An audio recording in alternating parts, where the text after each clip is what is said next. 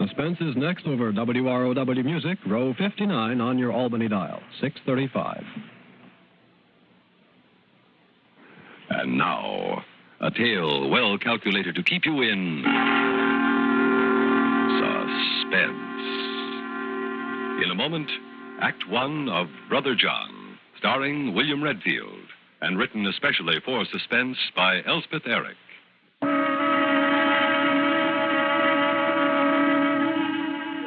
It was so simple, it was ridiculous. I was lying there in the Veterans Hospital with a brain embolism. Stroke, they call it, for short. You think that only happens to old people? Both of us in that room were under 30. You see, you get a stroke on the left side of your brain. It paralyzes the right side of your body. And it makes you so you can't talk. I mean, you got all the words in your head and you understand what everybody says, but you can't talk. So I just laid there and listened to Brother John talking to the Army doctor. He's your brother? Yes, 20 years younger. I've taken care of him since he was a kid. Well, we'll hope for spontaneous recovery. What's that? The damage to the brain clears up by itself. Speech returns and the paralysis disappears. Well, what do I do now? Well, can you remember what books he read as a child? Little poems or songs. Hey Diddle Diddle, Humpty Dumpty. Often these things come back first. Charlie was born in France. Our parents both died there when Charlie was 10. By that time, I was in okay shape financially, and they sent him back to me. But he only spoke French. I remember he used to sing that Frere Jacques thing. Yes, singing often helps. The rhythm carries them along. I hardly know any French. Well, now, you do your best. This may all clear up sooner than you think. The man on the other side of the screen has the same trouble. He seems to be coming along. Well, thank you, Doctor. Anything else you want to know, ask for me at the desk. Thanks.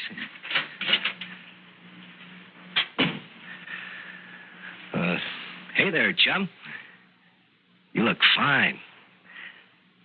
Now listen. I'm going to tell you what we're going to do. You know the apartment I have over the garage at the Tremaines? Well, you're going to come there. Well, it's big enough. Wait till you see it. It's great. Yeah. What's the matter? You think they'll mind? They won't mind. They're very nice people. And of course, they're really not in any position to mind anything. Are they, huh?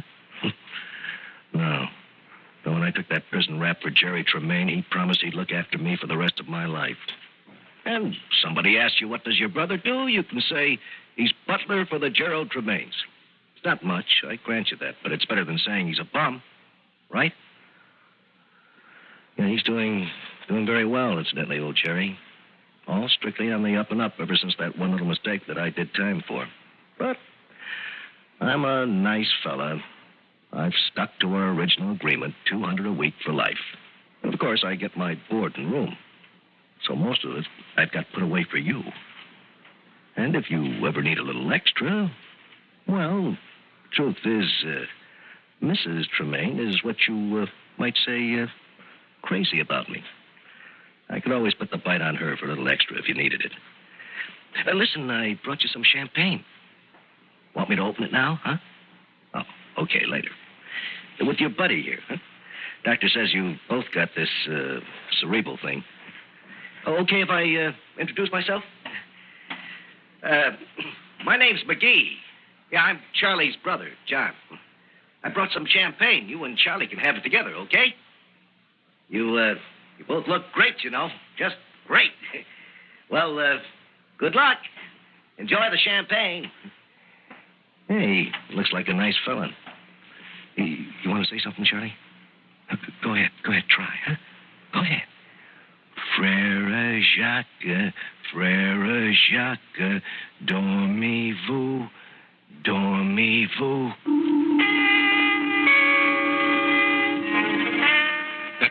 I had to laugh.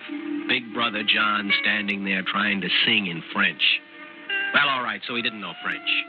But he had brains. He does a little stretch in prison for a guy, then when he gets out, he moves in with the guy, gets $200 a week, and takes over the wife besides. Well, anyway, a few days later, I had a spontaneous recovery. Blood clot was absorbed, speech came back, paralysis is gone. I'm out of the Army. and walking around. But you see, I'd never met these Tremaines, and I'm very curious to find out what they're like. So, Mrs. Tremaine comes to the door. Not a bad-looking woman for her age. She lets me in and introduces me to her husband. This is my husband, Mr. Tremaine. Gerald, this is John's brother, Charlie. Charlie? Good Lord. Sit down, Charlie. Well, I should have called John, I guess, but I wanted to surprise him. Gerald, you tell him. I just can't. Charlie, we were just going to call you at the hospital. Huh? Yeah, the truth is, well, your brother has been shot, Charlie, killed. John? John was shot? It just happened about an hour ago. What? Who'd want to do a thing like that? We don't know who did it. The police don't know. Gerald, you ought to let them know that Charlie's here. All right, I will. I'll be right with you. Oh, he was such a wonderful brother to me. I know. He talked a lot about you. I mean, he did everything for me. You were planning to stay here with him, weren't you? He said so. Yeah, till I get a job or something. Now I don't know what to do. Well, why don't you just stay on here anyway for the time being? Oh, I don't know if I could. John's apartment's over the garage, you know. Why don't you just move in? Well, Gee, Mrs. Tremaine, I'd kind of like that. Yeah, I'd like to poke around there, sort of, and see if I can't figure out who could have wanted to kill my brother John. It was so simple. It was ridiculous. I could move right in, and I did. They were nice, really. She was what you'd call faded, I guess, but not too faded. I could see how John could have gone for her a little bit. Next morning, I asked if I could help her with breakfast. You know, John told me a lot about you, Mrs. Tremaine. He did? Yeah. He liked you a lot. Well, that's very nice to hear. I can see why. You're very attractive. Well, now... I mean, John certainly thought you were. And so do I. That's a nice compliment from a young man. Well, you're not much older than I am. Well, I'm certainly not younger. Lots of men my age go for older women. I really wouldn't know about that. Oh, come on now, Mrs. Tremaine. You must have had lots of guys going for you. Really, Charlie, I don't think this is the way for us to talk.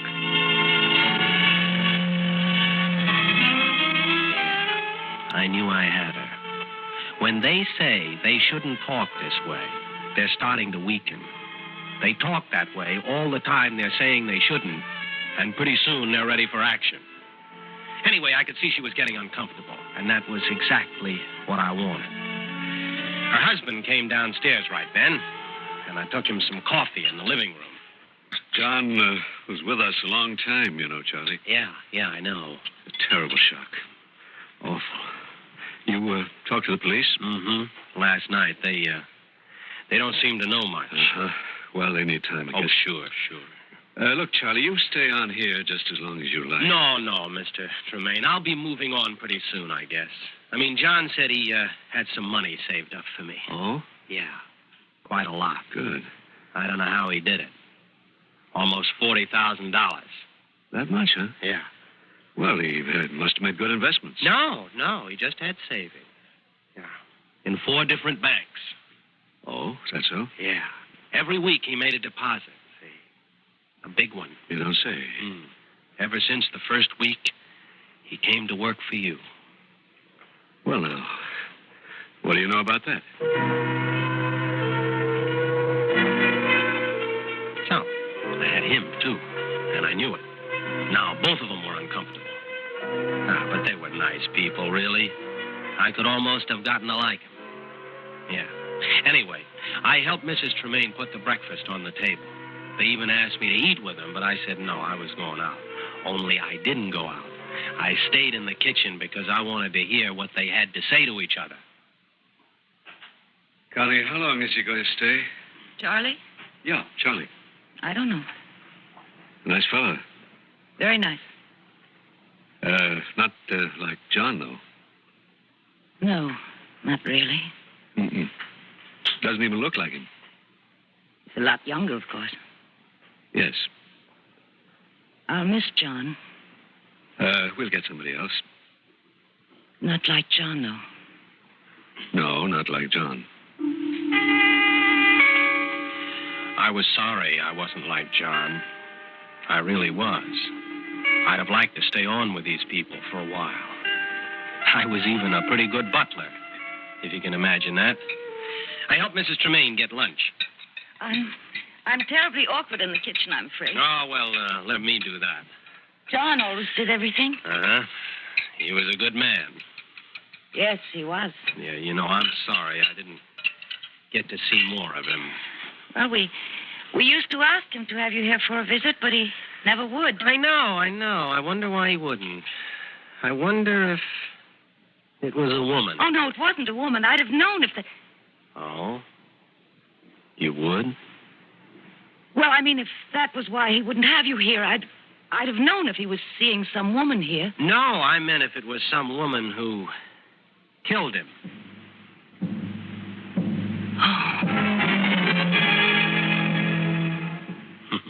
You should have seen her face. All of a sudden, she looked like somebody had hit her. Then Mr. Tremaine came home for lunch. I made him a drink first in the living room. Join me, Charlie? Oh, well, thank you, Mr. Tremaine. I don't usually indulge in the middle of the day. Of course not. $38,000. How's that? Oh, that's what my brother had. In 4 different banks. Oh, well, that makes you a rich man, doesn't it? Well, not quite. I just can't help wondering, that's all. Wondering what, Charlie? Oh, where he got all that money. Who gave it to him all those years. Well, I wouldn't know if anybody gave it to him. Well, you see, if somebody was paying him, that could be the man who killed him. So he could stop paying it. Oh, I see what you mean. She came in right then and told him lunch was ready, and they both went into the dining room looking absolutely sick. As a parting shot, I said that I was going down to the police station. I thought that should start a little something, you know. I went out to the kitchen, and I opened and shut the door like I was leaving. But I sat down to listen. That's the 3rd time he's talked to the police. That's natural, isn't it? Yes, I guess so.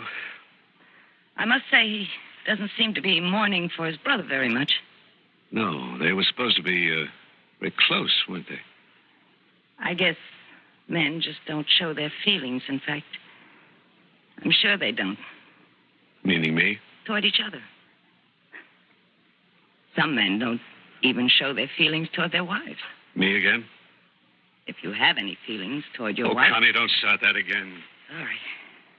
I'm sorry. That Charlie is making us both nervous. I'm not nervous. Are you nervous? No, not nervous, exactly. Yes, you are. Look, why don't we get rid of him? Get rid of whom? That Charlie.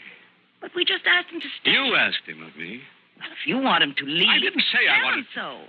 Well, I'll give him some money till John's estate is settled. That'd be nice. Well, so tell him. Me? You tell him. Well, why should I tell him? You tell him. Why me? And so it went. You tell him. No, you tell him. I wanted to laugh. I got out of the kitchen very quietly, and I did go down to the police station. They didn't know anything. They hadn't found the gun, and they couldn't figure out who'd had a motive. So, about 5:30, I went back to the house. Mrs. Tremaine was setting the table for dinner.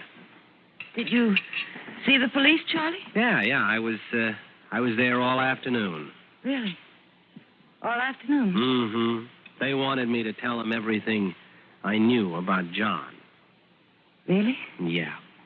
I didn't know a lot. He never said too much about himself.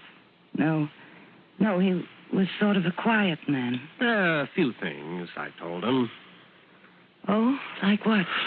Well, like I gathered he was very happy here. I mean, you took good care of him. I gathered that. Well, we tried. He was really happy here. Yeah, he really was happy. He used to say he never wanted to leave here. Did he? Yeah. I guess he had about everything he wanted. Right here in this house. Everything? I mean, jobs like that are sure hard to find. That have everything. I suppose they are. Her hand started to shake, and pretty soon she gave up trying to set the table and went out to the living room to join Mr. Tremaine. I told her that I was going to go up and wash up for dinner, but instead I went out in the hall. She closed the door to the living room, and standing on the other side, I could hear everything that went on. Gerald, I must tell you something. What, dear? Gerald, we've got to get rid of that man. I told you that at lunch. He knows something. What do you mean, something? Gerald, I never meant to tell you this. It isn't anything much, really, only now it might make the police think I killed John. You? Oh, I'm so ashamed of myself. Carrying on with a servant. What? Poor little lonely housewife. Taking up with the first man who was nice. Connie, what are you talking about? That's the way I thought of myself, Gerald. It was all self-pity, all of it. I was alone all day, and John was here. Connie, That's the way it was. You and John? Yes. Looks hard to believe.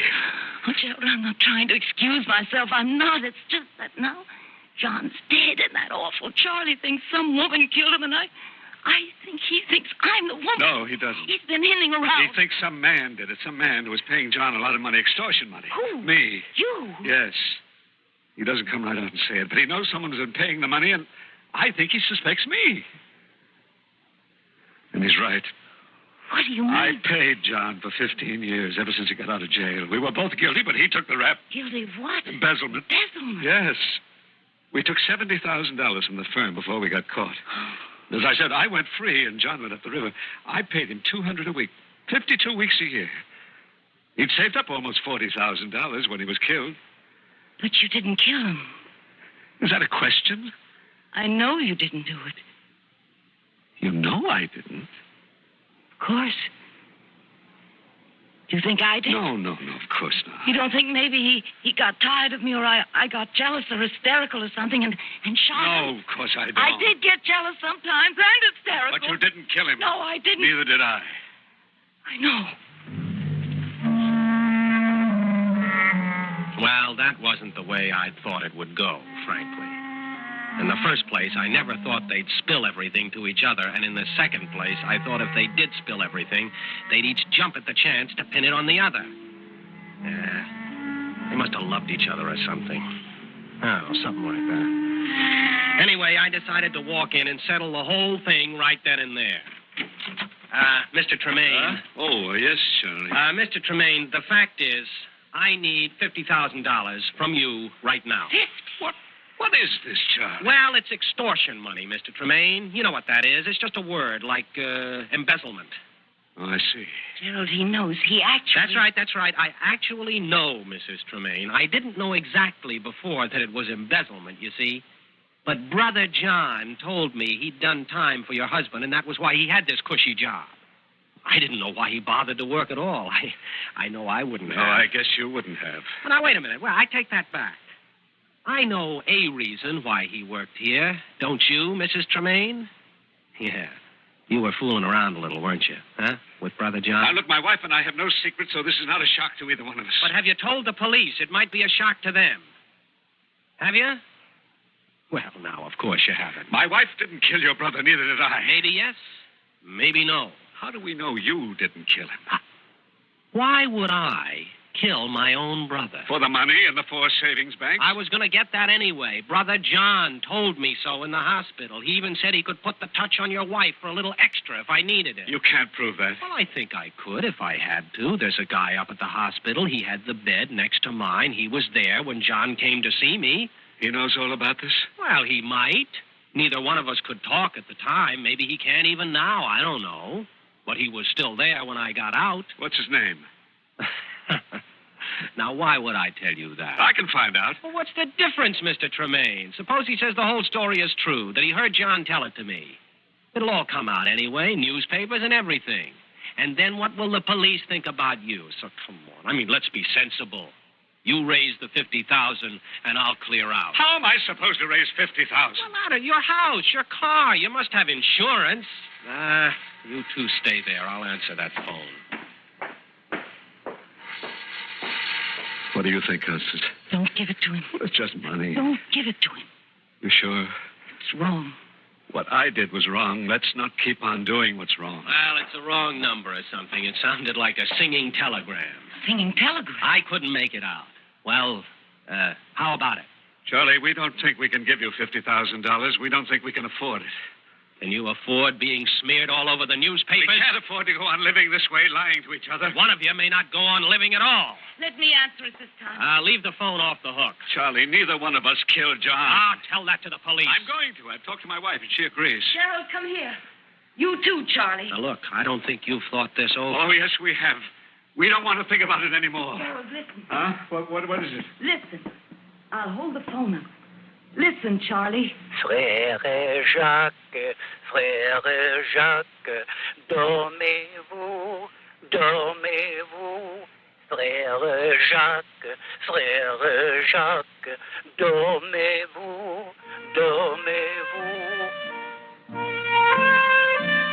Well, that's the story. It was the real Charlie on the phone, the guy in the other bed. See, he hadn't had a spontaneous recovery like mine. But he'd gotten back enough to get to a phone in the hospital, dial the number, and then sing this French song into the phone. Brother John, are you sleeping, are you sleeping? That's what it says. It's just my lousy luck I never learned French, or I'd have known it was the real Charlie the first time he called. Oh, I guess you want the gun I killed John with, huh? Oh, here. Yeah, I've had it in my pocket the whole time. Oh, and thanks for offering me a lawyer. But frankly, I don't think any lawyer in the world could get me off. Do you? Well, do you? Suspense. You have been listening to Brother John, starring William Redfield, and written especially for Suspense by Elspeth Eric. Suspense is produced and directed by Bruno Zerato Jr., music supervision by Ethel Huber, sound patterns by Joseph Cabibbo. Heard in tonight's story were Connie Lemke as Constance Tremaine, Paul McGrath as Gerald Tremaine, Sam Gray as John, Bill Smith as the Doctor, and Guy Repp as the voice of Charlie. Listen again next week when we return with The Curse of Temeshek, written by Jonathan Bundy, another tale well calculated to keep you in suspense. This is the CBS Radio Network.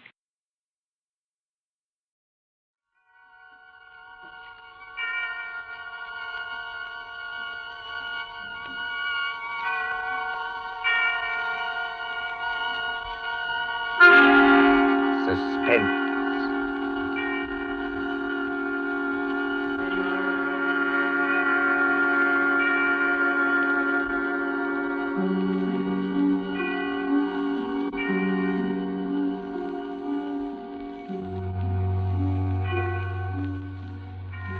This is your narrator, the Man in Black, again about to introduce tonight's Columbia program, Suspense. The story is The Pit and the Pendulum by Edgar Allan Poe, the adaptation by John Dixon Carr. Our guest is the distinguished American actor, Mr. Henry Hull, who plays the part of a prisoner of the Spanish Inquisition. If you've been with us on these Tuesday nights, you will know that Suspense is compounded of mystery, suspicion, and dangerous adventure, to hold you in a precarious situation and withhold the solution until the last possible moment. And so it is with The Pit and the Pendulum and Mr. Hull's performance. We again hope to keep you in suspense. And now, The Pit and the Pendulum.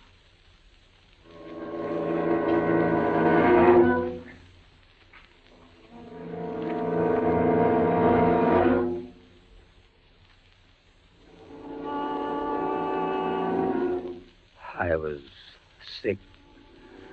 Sick unto death with that long agony. And when at length they unbound me and I was permitted to sit, I felt that my senses were leaving me. The sound of the inquisitorial voices seemed merged in one dreamy, indeterminate hum. Yet, for a while, I saw, but without terrible an exaggeration, I saw the soft and nearly imperceptible waving of the sable draperies on the walls of the room. I saw the flames of the 7 tall candles which burned on the table.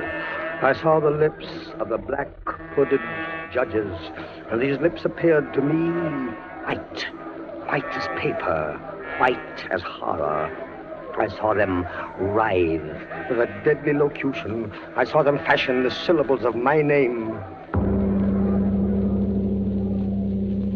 Jean Delbray, Captain Jean Delbray. Good fathers, gentlemen. We hear you, my son. I am very weak and infirm. I've been confined for many months in a dungeon. I've been tormented by nightmares. Conscience, one trusts. Pray silence, Fra Antonio. Even now, I have no knowledge of where I am or to whom I may be speaking. You are speaking to me, my son. I am Fra Pedro de Espela, prior of the Dominicans of Segovia and Grand Inquisitor of all Spain. Is this the court of the Inquisition? It is. Oh, then God help me. He will help you, my son, if you trust him. But I am a French officer. That is true. A soldier and creature of the arch-fiend Napoleon Bonaparte. But a French officer nonetheless. A prisoner of war. By what right do you try me in this court? Let the clerk read the charges against this prisoner. Pray silence while the clerk reads the charges. The charges against the prisoner are as follows. Imprimis, that he is one Jean d'Albret, a captain of artillery in the army of Bonaparte, so-called Emperor of the French. This means nothing, as the prisoner says. It is no crime. Proceed. Item, that on the 4th day of September in the year of our Lord 1808, that said Jean d'Albret did wed to spouse and marry the most noble lady, the Doña Beatriz Valdez, niece of and ward of the illustrious... One moment. Your Excellency spoke. Fra Antonio, was any cheat employed to trap this girl into marriage against her will? No, we have no actual evidence of any cheat. Was the girl of age? I believe so. Then wherefore is the prisoner here? This marriage was a deplorable thing, if you like. Bonaparte himself is almost at the gates of Madrid. His general, the Tsar, menaces our city of Toledo itself. But lawful marriage, however regrettable, is no sin or crime. There are other matters in the indictment, I think. Then continue, but give us nothing that is not material. Item, that on the 12th of October, 1808, the said Jean d'Albret, being in command of a 5-gun battery of light artillery, did direct the fire of his guns against the holy church of St. Martha the Innocent. What? And thereby of his wicked malice destroyed that church utterly. Captain d'Albret, is this charge true? It is, yes. You admit it? Good father, hear what I have to say. The church blew up, I think. Would you boast of your sin, young man? It blew up because it was stored with kegs of gunpowder for your army. I had every right to fire on it. And that is all the defense you have to make? I tell you, I had every right to fire on it by military law. There was... Is military law above God's law? I don't know. I did my duty, that's all. Long live the Emperor! Captain d'Albret, mark what I say. No man, however great his heresy, is ever condemned to be burnt in the fire. Fire! The fire. If he first recant and acknowledge the error of his ways. But for you, Jean d'Albret, there can be no mercy, no pity, no atonement. The only sentence of this court can be death. Death? Yes. The secular or government arm to which we must release you has devised 2 ways of punishment in cases such as yours. You hear the tolling of the bell? I hear them. It is the procession of the condemned going to the auto da fe. Soon the yellow light of the flames will stream through the windows and flicker on floor and ceiling. Nunc et in hora mortis intuit manibus Domine. Most of those condemned out of mercy will be strangled before they are burned. It cannot be so with you, Jean d'Albret. You must die in one of 2 ways. either with the direst of physical agony. A slow fire of green wood, iced bandages about the head and the heart, so that the fire does not approach too quickly. Or else, Jean d'Albret, you must die in a certain other way. I'm done with this. Pass your sentence and let me go. The law does not permit me to tell you now what this other way is. The sentence of this court, therefore. I had swooned. Yet still, I would not say that all of consciousness was lost. In the deepest slumber, no. In delirium, no. In a swoon, no. In death, no. Even in the grave, all is not lost. There are shadows of memory which tell us indistinctly of tall figures that lifted me and bore me in silence down, still down, until a hideous dizziness oppressed me at the descent into the earth. Then, as consciousness swam back to my wits, darkness, a stone floor, and darkness. Oh, Beatrice. Beatrice, my wife, Beatrice. Did you call me, Jean? Beatrice, was that you who spoke? Yes, Jean. You were here in the dungeons of the Inquisition. I am not really speaking to you, my poor Jean. I am only in your imagination. Am I mad, then? No. But your brain is fevered. You only think you hear me. No, I do. I hear you clearly. As clearly as I once heard you. In the little church near the Ebro where we were married. Yes. I destroyed that church, Beatrice. I had to. It was my commanding officer's order. I know, Jean. Be comforted. There are those who care. You won't leave me. As long as I am in your heart, I shall be here. I was strong once. Now I am weak. Once I was reckless. Now I'm afraid. What am I, Beatrice? What are they going to do to me? I cannot tell. Remember, my voice comes only from your own brain. Are you fettered? Fettered? No. They've not chained you to the wall. No. They've taken away my uniform. They've given me sandals and a robe of what feels like coarse serge, but I'm still free. Free. Take courage, Jean. Free. And in the grasp of the Inquisition. Beatrice. Yes, Jean. It's completely dark. There's hardly any air. I dread to get up. I dread to stretch out my hand. Suppose they've buried me alive. Courage. Can you stand up? I think so, yes. Then walk. Walk as far as you can. Measure the limit of the cell. If this is not a tomb... You're right, Beatrice, as always. I'll try. Are you on your feet? Yes, now pray. Pray for a poor devil who always meant well. 1 pace, 2 paces, 3, 4. You are very weak, Jean. Rest a moment. Where are you now, Beatrice? In the flesh, I mean. You know that, Jean.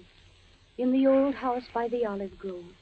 Scorned of my people. Yes, I know it. Each morning I climb to the hilltop and watch. Go on. Sometimes I think I hear gun wheels Yes. rumble in the hills. Yes. And long moving columns Yes. with the red dust rising above Go them. on. First come the heavy cavalry in plume-crested helmets. Yes. On their flanks wheeling like hawks, light hussars in blue and scarlet. And behind them, in a glitter of bayonets as vast as light points on the sea, Yes. rank upon Yes. rank, the long gray coats and the tall bearskin caps. The old guard and the Grand Army. It is only a vision, my dear one. They do not come. Will they ever come, Beatrice? I cannot tell. Then I must face what has been prepared for me. Walk again, Jean. Try. Keep your hand in front of you. This robe, it impedes me, and the floor is treacherous with slime. But I'll try. 4 paces. 5, 6, 7. It can't be a tomb. 8, 9. Look out! I'm all right. I fell to my knees. The rope tripped me. My hand is in front of me. It's lower than my face, but I feel nothing. Nothing, Jean. It's a pit. A circular pit. And I fell on the very edge of it. Oh, they would have made you walk into it. Yes. Oh, there's a loose fragment of rock just inside the edge. Now, if I can dislodge it. Listen.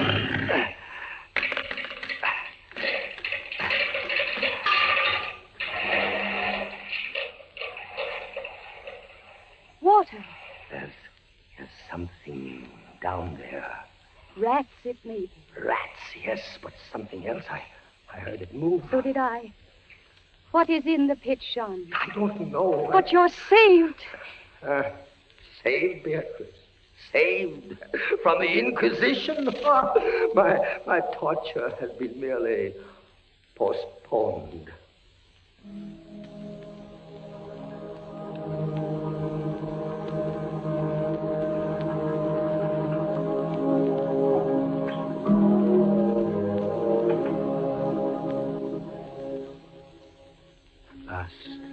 A deep sleep fell upon me. Sleep like that of death. How long it lasted, I know not. But when I opened my eyes once again, I could see. Yes, see. My prison was large and lofty. Its walls formed of massive iron plates, bolted or joined together. A wild, sulphurous luster, I could not trace its origin, lit up the dungeon, and the circular pit, and the crudely daubed skeleton figures painted in evil colors on the iron walls. Skeleton figures, demon figures, gargoyle figures. Their colors a little blurred, as from the effects of the damp. It must approach you slowly and force itself into your mind. It must stalk you like a tiger. It must bring you face to face, at last, with the king of terrors. When I regained consciousness, I lay on my back and at full length on a low framework of wood. To this framework, I was securely bound by a long fastening resembling a surgical bandage. Bound? But why? Why? The bandage passed round and round my body, leaving at liberty only my head and my left arm.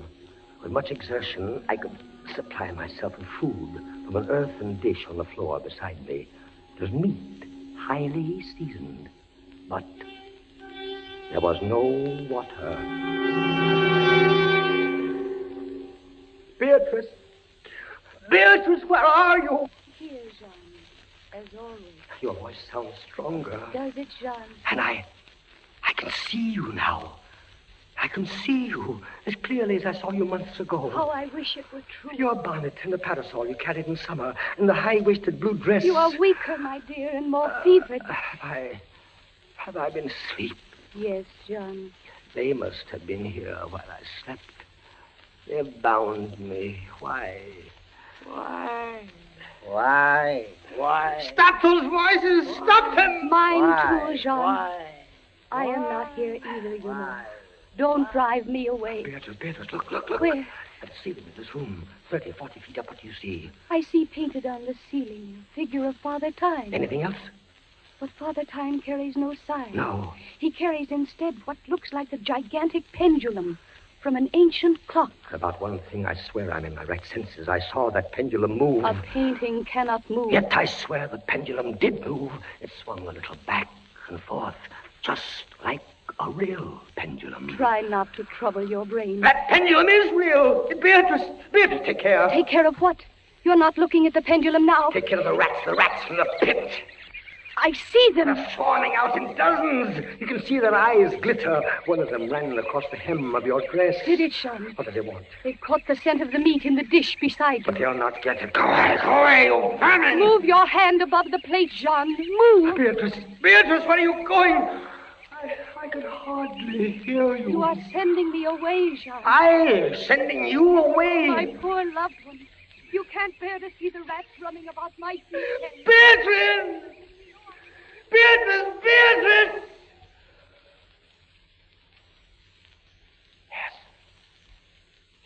too, in a cell swarming with vermin. There are others I had rather see here. I'd rather see... Did you call me Captain Dalbray? Then in spirit, I am here. Who are you? Don't you recognize me? No, I do not.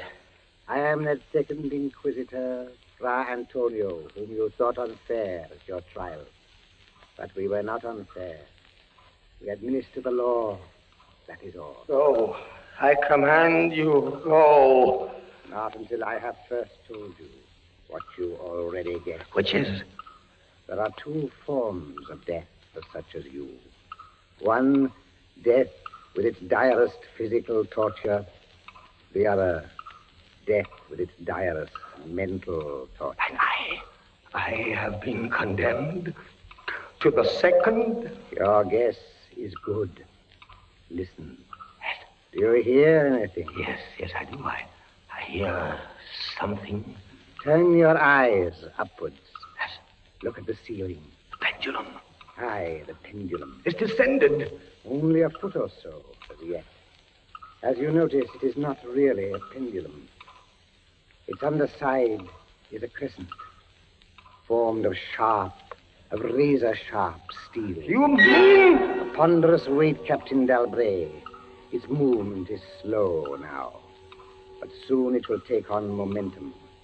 It will swing wider and wider, 30 feet perhaps. Presently, as it swings, you will hear it hiss, and with each broad movement, it will creep a trifle lower. The steel is directly above me. Yes, above the region of your heart. Lie still and look up at it. How long before? You need have no immediate fear. It will not be too soon. But how soon? Who can tell? In the name of pity, give me some answer. Hours, perhaps days. It's beginning to swing wider. I can't take my eyes from it. Its glitter fascinates you, eh? See how it shines in that wild light. And this is your utmost refinement in cruelty. The law, Captain Dalbray, is never cruel. And now, still in spirit, I leave you to your meditations. It will not be too soon. Minutes, hours, days.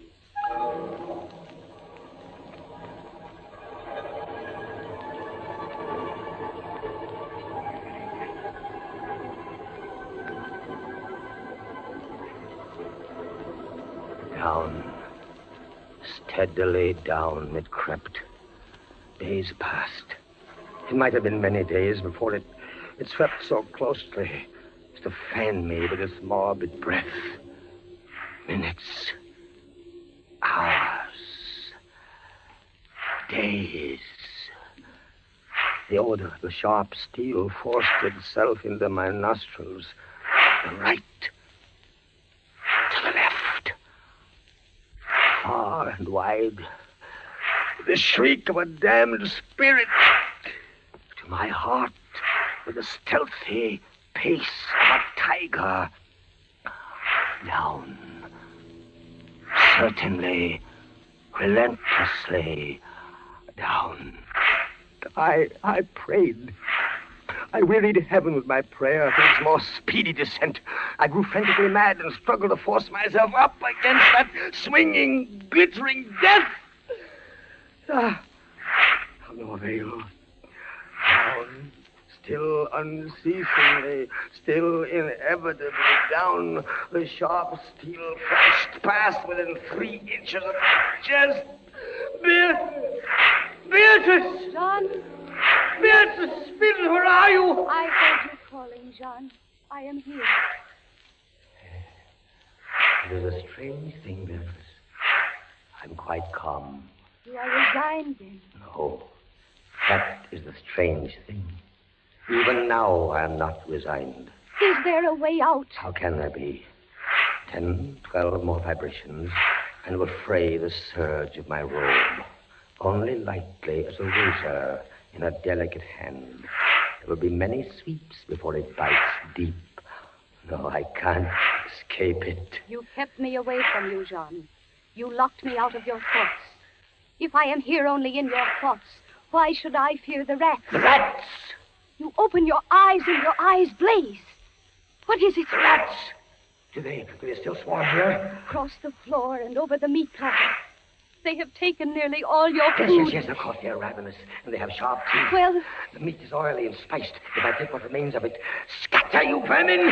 And rub that meat on the bandages that hold me here. Try it, Jean, try. It may be too late. If I leave my body attached to an inch up. Try it, I tell you, try. Ah, but look, they scatter as soon as I do try. But they are watching you. I can see their eyes glitter. They're creeping back. Can I stand the rats crawling across me? Can the flesh bear it? One of them has leaped on the wooden framework. Another follows. They're gnawing at the bandage. 7, 8 more sweeps of the pendulum. The bandage, give way. A little lie still, Jean, lie still. 10, 12, a dozen rats now. Is death, I wonder, worse than this disgust? A dozen sharp knives could do no better. The bandage is loosened to ribbons. Now, if you move sideways, carefully, and drop to the floor. Ah, Beatrice, I can't move. My arms and my legs are numb. There is no power. The steel has sprayed your robe. A minute more will be too late. Try. Then, with all the strength that is in me, and all the hate that I bear my enemies... Free! A second time. Free! Jean. The pendulum stops. They are drawing it back up through the roof. Each move I make is watched. You never doubted. Yet with all they could do to you, they have failed twice. They will not fail. No more dallying with the king of terrors. What else can they do? I can't say. See how the rats gnaw in silence at that bandage. To what food, I wonder? But you escaped the pit. I escaped it once. Listen. What do you hear? A groaning.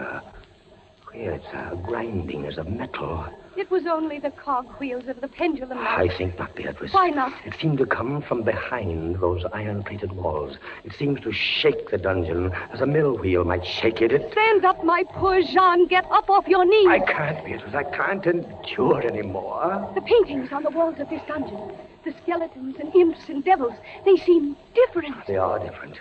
The colors sharpen and grow bright. The demon's eyes glare. The skeleton hands outstretch. Don't you catch even yet the odor of heated iron?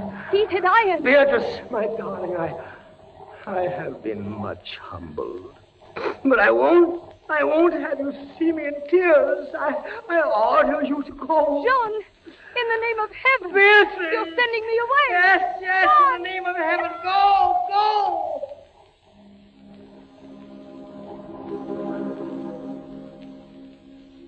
A suffocating heat pervaded the prison. A deeper glow settled in the painted eyes that glared at me. I could draw no breath of air into my lungs. Against the loom of that fiery destruction, the thought of the pit and its coolness come like a soothing balm. I staggered to the edge of the pit. I looked into it. The enkindled walls and roof lighted it to its depths. Yet for one wild moment, even then, I refused to believe the horror of what I saw beneath me. Does the pit please you, Captain Dalbray? Not the pit! Merciful God, anything but that! And how shall you avoid it? Look. This dungeon has changed its shape. That is true. The walls are closing in. It was formerly a square. And now it is flattening slowly toward the center to force me into the pit. Of course. It'll force you along with me. Again, apparently you must be told, Captain Dalbray, that you are speaking only to your own sick fancy.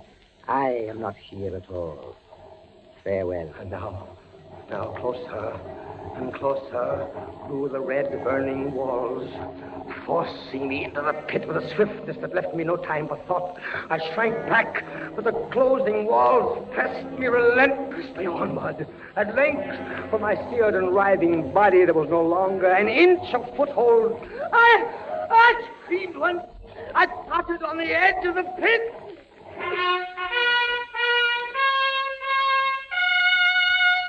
The fiery wall rushed back. An outstretched arm caught my own as I was about to fall fainting into the abyss.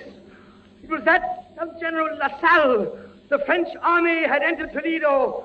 The Inquisition was in the hands of its enemies. Vive la France!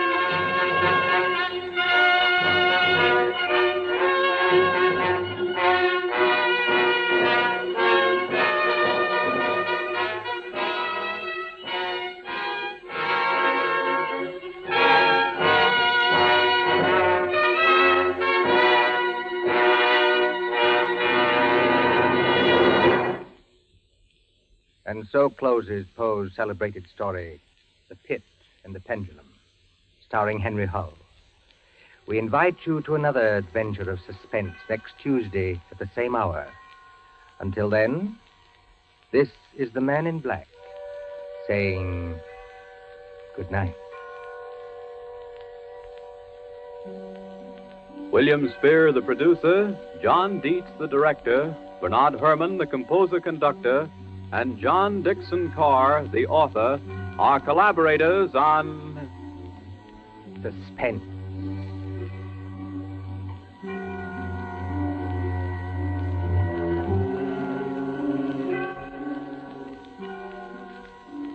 This is the Columbia Broadcasting System.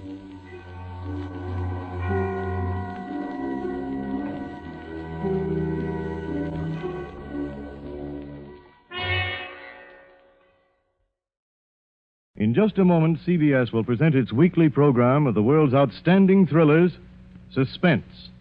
Before we begin, the producer feels it incumbent upon him to reply herewith to the many inquiries concerning the solution of last week's story of the woman on the telephone called Sorry, Wrong Number. Due to a momentary confusion in the studio, an important line cue was delivered at the wrong time, and some of our listeners were uncertain as to the outcome of the story. For them, be it known that the woman, so remarkably played by Miss Agnes Moorehead, was murdered by a man whom her husband had hired to do the job. We should also like to announce that in response to many hundreds of requests, this suspense play will be repeated within a few weeks. And now, this is the Man in Black, here again to introduce our performance tonight of Suspense.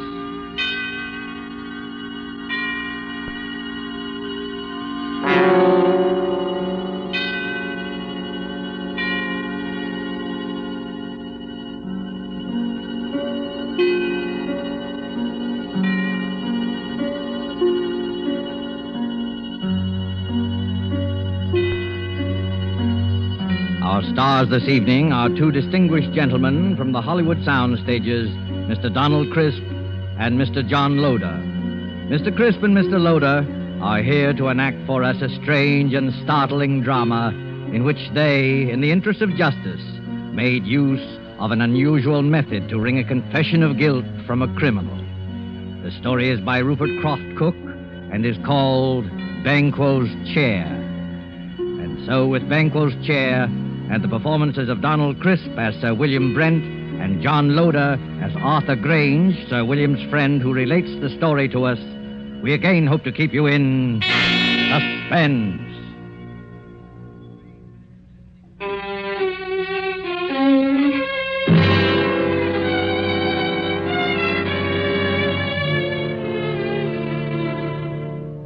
I would like you to look at this photograph. It's the picture of Sir William Brent, ex-head of the English Criminal Investigation. I knew Sir William well, and he always terrified me. Not in the sense that he was brutal or evil, he was none of that. But look at that cold face, particularly his eyes. When he looked at you, you flushed with guilt. Every misdeed you ever committed in your life floated over your face. A glance from him made you feel as if you were stark naked. He saw you with all your defenses down.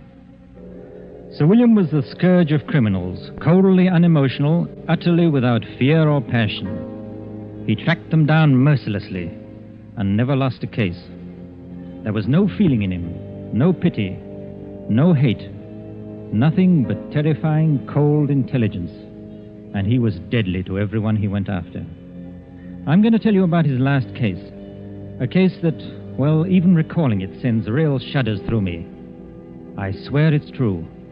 I saw it with my own eyes. I wish I never had. I witnessed it in all its dreadful details. One night at the club, about 11 o'clock, a boy came up to me. Telegram for you, sir. I ripped open the envelope and read the telegram. Dear Arthur, will you come and dine with me at Turret House, Sydenham on Thursday? There will be several guests, and I think I can promise you an unforgettable evening. It was signed by Sir William Brent. I was annoyed. I don't like to receive telegrams so late in the evening, and Sir William could easily have phoned, unless he didn't want to go into details with me. I decided to phone him.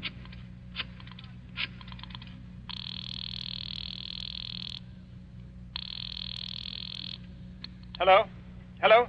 This is Arthur Grange calling. Yes, I know. Did you receive my telegram? Yes, Sir William. What's all the mystery about? Well, I'll tell you about it on Thursday. Are you coming? Yes, I'll be there. Very good. I particularly want you to be there.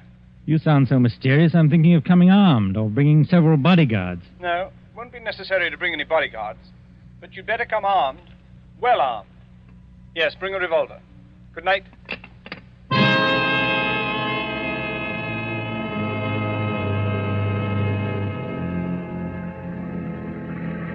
Early Thursday evening, I made my way to Turret House. A windy November rain slashed at the streets. Turret House is a huge red brick, unpleasantly somber mansion, an ugly product of Queen Victoria's time. There it squatted, back of the road, almost hidden to view by several dripping pine trees. The neighborhood had known better days. I walked up along the unkept path until I reached the great oaken door. I let the knocker fall once or twice, and the door opened. Good evening, Mr. Grange. I was waiting for you. Hello, Lane. Nasty night, sir, isn't it? It's not much warmer in here. There's a fire in the dining room, sir. Whatever made Sir William move into this drafty dungeon? Oh, we haven't moved in, sir. It's only temporary. Sir William just rented. We still live in the West End. Oh, I see. Have any of the other guests arrived? Yes, Mr. Grange. Miss Stone is here. Miss Stone? Yes, the mystery writer. This way, Mr. Grange. I'll show you to the dining room. Sir William will be down shortly. Oh, hello. I'm Roberta Stone. How'd you do? I'm Arthur Grange, an old friend of Sir William. Yes, I know. I've read some of your mystery stories and enjoyed them very much. Thank you, Mr. Grange. Just what is going on here tonight? I don't know. Sir William sounded awfully mysterious. But then, I've known Sir William for a long time. He never lets anyone down. If anything, he understates. I know. He told me to come armed. He told me the same thing. Here's my gun. I must admit, I've never fired it in my life. Well, this house is certainly a proper background for anything unpleasant. It's already been the scene of a crime. Oh? What crime? Murder. A particularly unpleasant one. Really? I must say the murderer couldn't have picked a more ideal spot. Isn't it a fact? You know, I once wrote a story of... Good evening, Roberta. Arthur, I'm glad you're both on time. Hello, Sir William. Hello. A nice apartment you have here. A sort of mausoleum and dining room combined. You're a bit afraid, aren't you? Of course not. Why should I be? Your eyes give you away. What's all this about? You invite us to this godforsaken dungeon and tell us to come armed? Don't be upset, Arthur. I'm sure you'll come out of this all right. You mean we may be in some danger? Naturally, I wouldn't tell you to come armed otherwise. Who is this other guest, Sir William? There are 2 more guests. But first we'll have a drink, and then I'll tell you both all about it. Lane. Yes, Sir William? Will you serve the drinks? Yes, sir. Now, I'll tell you what's going to happen tonight. This house, Turret House, was the scene of the Sydenham murder. A very famous case. Yes, I know about it. That's right. No offense, old man, but wasn't it the only case you never solved? You're wrong, Arthur. I solved the Sydenham case, But I couldn't bring the criminal to justice because of insufficient evidence. You mean you knew who the murderer was? Oh, yes, of course. It was the nephew. The police knew it, too. Then why in the world didn't you bring the case to a conclusion? Because the nephew had an absolute and unimpeachable alibi. To have arrested him would have meant a waste of time and money and a release in the end. Besides, according to English law, a man discharged can never be arrested again on the same murder charge. Well, this is all very fascinating. Has it anything to do with our being here tonight? Yes, Roberta, it has.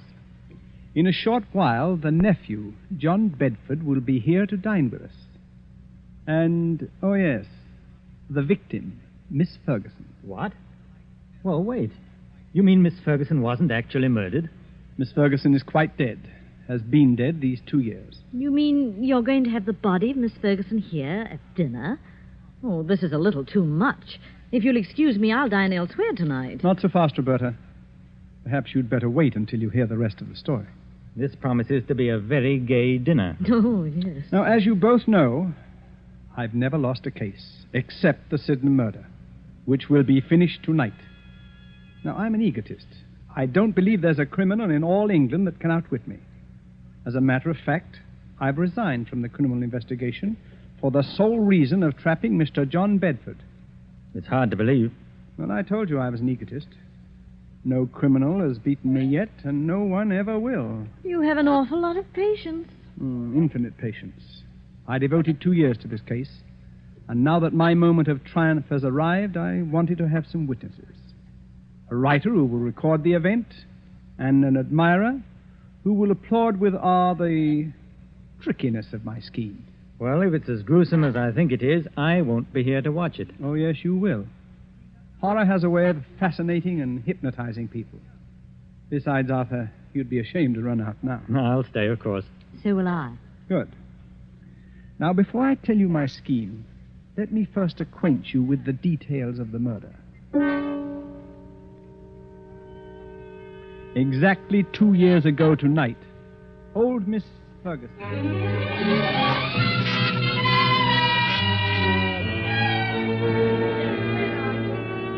Where is that foolish maid? Yes, Miss Ferguson.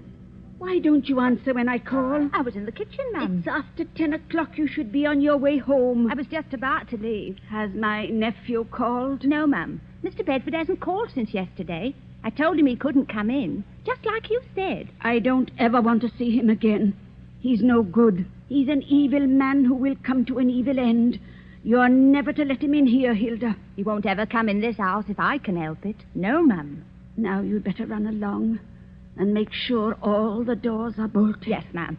Good night, Miss Ferguson. Good night, Hilda. A pity about that nephew of mine. I'll change my will. Won't leave him a penny, I won't. In the morning, I'll change the will. That's... Who's there? Who is it? It's I, Aunt Martha, your own affectionate nephew. What are you doing in my house? Oh, you're not at all pleased to see me. Your only living relative, too. I'd like you to leave at once or call the police, I've called.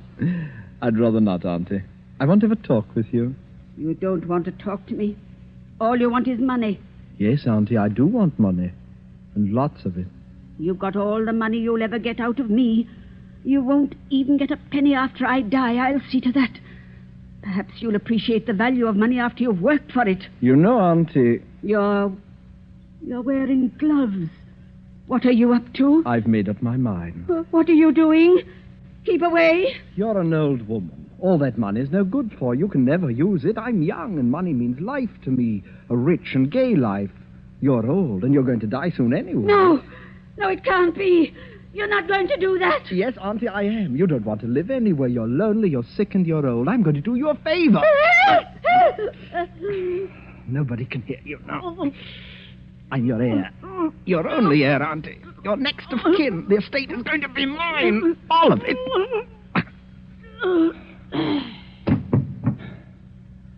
Now, don't you worry, Auntie. We'll have a fine funeral for you.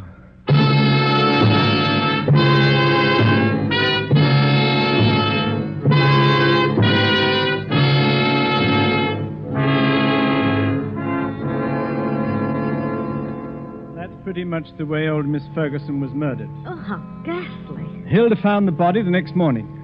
I immediately went to work on the case. All the evidence pointed to John Bedford. Everyone believed he committed the crime. He almost admitted it himself. I had him brought to my office for questioning. Oh, hello, Bedford. Come in. Thank you, sir. How'd you do, Sir William? Cigarette? Oh, thank you. Well, how does it feel to kill your own aunt? May I have a light, please? Yes, of course. Thank you. I wouldn't know, Sir William. You see, I never killed anyone. Have you? I have, Mr. Bedford. And I've sent quite a few to the gallows. Yes, so I understand. What was your relationship to Miss Ferguson? She was my aunt. Don't be flippant. Flippancy only proves your guilt. Well, to tell you the truth, sir, my aunt didn't like me. She thought I was a spendthrift and a useless parasite, and she was quite right. Would you mind telling me where you were the night your aunt was murdered? Oh, not at all. In jail. I had drunk a little too much and gotten into a bit of a tiff with someone, that's all. Have you ever been arrested for drunkenness before? Never, Sir William. This was my first offense. It's quite an alibi. Quite a fact. It would hardly be possible for me to be in jail and kill my aunt at the same time, you know. Unless, of course, my aunt came into my cell and allowed me to murder her, after which she walked back to Turret House as a ghost, dragging her body behind her. According to my reports, Mr. Bedford, you drink very little. No one who knows you has ever seen you drunk before. You probably got drunk in joyful anticipation of murdering your aunt. As a thoroughgoing criminal investigator, don't you think you ought to check my story? I already have. You've done a very skillful job. Too bad you couldn't use your talents for something constructive. Well, why don't you arrest me, Sir William? No, Mr. Bedford. I have time. Plenty of time. Well, you'd better work fast. By the time you get around to me, I'll have spent all of my aunt's beautiful money. It's not the money we're after. It's you. Your beautiful life. Good day, Mr. Bedford.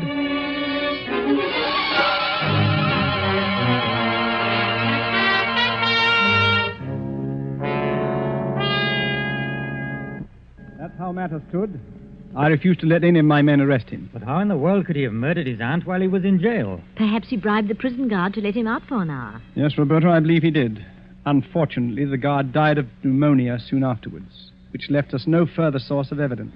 As far as I can see at the moment, Sir William, you haven't a leg to stand on. You're quite right, Arthur, I haven't. Except that every man, particularly a criminal, has an Achilles heel. I discovered John Bedford's weakness. What is it? He's superstitious. And it annoyed me tremendously that John Bedford was my first failure. Here was a clever, calloused criminal who laughed at me. No one had ever done that before. Bedford knew I could do him no harm, and he made the most of it. Carefully and patiently, I thought it over. I looked upon Bedford as you would look on a Chinese puzzle. There is no such thing as an impregnable defense. A few months later, I went to visit Bedford.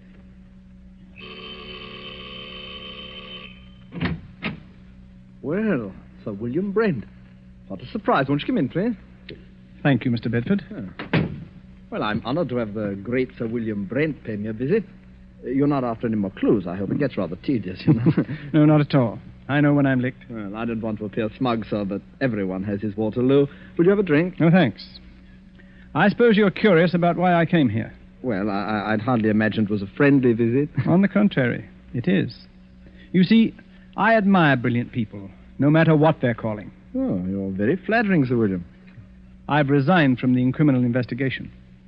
I'm a private citizen now. Yes, I've heard about that. Most people misunderstand me. It wasn't my love for justice that made me pursue my profession with such tenacity and... Success? With the sole exception of your case, of course.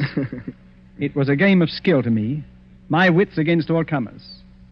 I lost in your case. But then we've all got to lose sometime, haven't we? I don't believe you, Sir William. You're still out to get me. Well, there isn't much of a chance, is there? I'm afraid not, Sir William. I've kept out of trouble so far. Knock wood. That's an odd habit for a man like you, knocking on wood. You're not superstitious, are you? Huh? Of course not. Just a habit since I was a child. I see. Well, now to the reason for my visit. I noticed in the papers that you're looking for a tenant for Turret House. Oh, yes, I am. I'd like to rent it. Well, the scene of the crime, huh? Well, of course, why not? There's no harm in it. As a matter of fact, I'll let you have it very cheaply.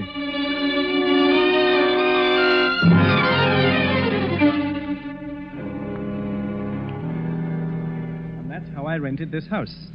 The house where the murder was committed. Well, what's your plan? It had better be a good one. Mr. Bedford sounds like a hard customer. Yes, it's a strange plan, but an effective one. I saw Bedford frequently.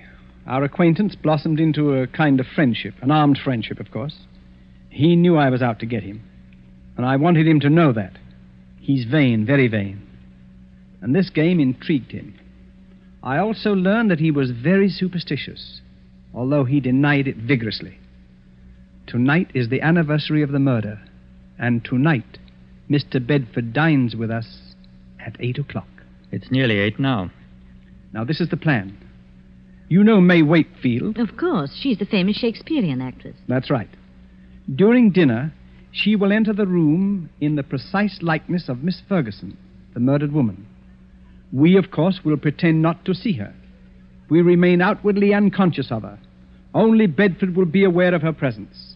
I believe Bedford will confess. I'd imagine he'd keep away on this night, especially if it's the anniversary. He's giddy with success. And also, the fact that Roberta Stone, the famous writer, is here with us, tweaks his vanity. He'll be here promptly. Oh, I don't like this. Well, this is just like one of your stories. It doesn't become you to be frightened. Oh, I won't run away. Well, there's one more thing. During dinner, the electric lights will be switched off at the main, and candles will be lit. Oh. We must have the correct atmosphere. You understand now? You're not to see May Wakefield. She doesn't exist for us. Is that clear? I'll look right through her. Oh, it gives me the creeps. That, I am sure, is our Mr. Bedford. The appearance of John Bedford suddenly made the whole scene grimly real. He was a tall, well-built man in his late 30s, immaculately dressed and perfectly groomed. At first sight, his face seemed pleasant enough, but on closer scrutiny, his gray eyes were hard and cold. He looked us over, all of us, with arrogance and superiority. I heartily wished I was elsewhere. This was one scene I had no desire to witness. After the introductions were over, we sat down to dinner. Is it still nasty outside, Mr. Bedford? Yes, and getting worse. Looks like we're in for a few days of this. Too bad. I was going to do some riding tomorrow. The soup is excellent. Yes, your cook should be congratulated, son. The soup's a masterpiece. Poor Alice. She's been my cook for 20 years. But she's given me notice, absolutely refuses to stay here, says this house is haunted. So? Roberta, this might make an interesting story for you. Yes, Sir William. You should speak to her. Alice swears that she has seen the figure of an elderly lady with finger marks on her throat walking about this house. Oh, come now, Sir William. This is too good. Such an obvious attempt to frighten me. Sir William is convinced that I murdered my aunt. Please, Sir William, a little more subtlety. Surely I deserve it. Perhaps the cook did see the figure. As you very well know, Mr. Bedford, I don't believe in ghosts, and I'm sure my cook never saw this elderly figure. It's all in her mind. Well, I'm afraid your little attempt didn't work, sir, but I must admire your graceful admittance of its failure. Yes, I suppose I'd better give up, shouldn't I? Oh, no, never give up. If at first you don't succeed, you know. Do you live very far from here, Mr. Bedford? Thank you, Miss Stone, but there's no need to change the topic. I hope you find this game as amusing as I do. I'm sorry, Mr. Bedford, but this isn't my idea of pleasant dinner conversation. Oh, we'll talk of pleasant things then. I saw a very exciting play last night. Excuse me a moment. It's really fearfully hot in here. Do you mind if we get a little air, please? Oh, I'm sorry. It is rather warm. Lane, open one of the windows, please. Yes, sir. Awful weather, isn't it? Yes. I don't know how we're going to get home, really. It's a bad month of the year. I'd intended to go to the Riviera for... What's the matter? Honest. Lane, what on earth is wrong with the lights? I don't know, sir. Well, don't stand there. Light the candles. We can't sit here in the darkness. And get the chauffeur. He knows something about electric lights. I'll call the chauffeur right away, sir. I'm terribly sorry about this. We've had trouble with the wiring before. The chauffeur will have it fixed in a few moments. Now, let's get on with our dinner. If this is one of your tricks, Sir William, Oh, have some more wine, Mr. Bedford. It was a tense and terrible moment. I looked at Roberta. She was pale and frightened. Bedford, for all his poise, was uneasy. He didn't know whether Sir William was planning anything or whether this was really an accident. My heart was pounding away, and my palms were moist with perspiration. Only Sir William appeared cool. There was not a trace of emotion in his face. Oh, Mr. Bedford, you were saying about visiting the Riviera. Eh? It's quite a change from England at this time of year. Well, I suppose I'll make the trip next month when I... What's the matter, Mr. Bedford? Nothing at all. I wish we could have some light. Rather difficult to see. Yes, I'm terribly sorry this had to happen just at dinner. Have a little more wine, Mr. Bedford. Yes, thank you. The figure of a woman had entered the room. She had come in silently, like a ghost. We all saw her, but not one of us moved or made a sign of recognition. In the dim candlelight, she looked ghostly and unreal. Bedford looked at all of us to see if we also had seen the figure, but we ate our dinner grimly. He looked again, then shook his head and gulped more wine. Don't any of you see anything? See what, Mr. Bedford? This is another one of your tricks. Can't any of you see her? What's got into you, Bedford? It's my aunt. My aunt. Perhaps you've had too much to drink. Huh? Your aunt's dead, Mr. Bedford. You're not seeing ghosts, I hope. Perhaps I drank too much. Yes, of course. She's coming toward me. Now, calm yourself. I've never seen you like this. What? There's no one else here. Do you see anyone, Roberta? No, Sir William. I don't either. I'm leaving. I can't make you out, Bedford. You don't seem to be drunk. You're not wearing your gloves today, John. She's real. Can't any of you see her? Can't you hear her? What's come over you, Bedford? I'm leaving here. She's at the door. She won't let me out now. I'm an old woman. Money is no good for me. I'm lonely, John. I'm lonely. Let me fly on mouth out of my way. There's no one in your way, Bedford. Come, sit down. Get away from that door. I'll murder you again. You hear me on mother? I'll murder you again, you old witch. I'll murder you again. All right, switch on the lights. Now, Officer Graham. Come along. What? Arrest him. You've heard the confession. Put the handcuffs on him. I've got him, sir. Heavens. Oh, I have never seen anything so horrible. Well, Bedford, it seems that I've finally caught up with you. I'll kill her again. I'll kill her again. That wasn't your aunt. It was May Wakefield, the actress. I'll kill her again. I'll kill her again. Take him away, Graham. He's in a state of shock. Well, shall we continue with our dinner? I hope you're fully satisfied, Sir William. Quite. It's been a long job, but it has ended as I knew it would. I'm most grateful to you both for your help. I thought it was a pretty grim affair. Oh, your methods repel me. But I suppose you know your job. May Wakefield certainly knew hers. That was the finest piece of acting I've ever seen. Her makeup was incredibly good. We must congratulate her. She's probably gone to her room. Lane. Yes, sir. Please call Miss Wakefield. Miss Wakefield, sir? Yes, the lady who's been assisting us this evening. Well, I'll look for her, sir. Yes, tell her to come down and join us. We have a fine dinner waiting for her. Excuse me, sir. This telegram came a little while ago. I didn't want to disturb you during dinner. Oh, yes, let me have it.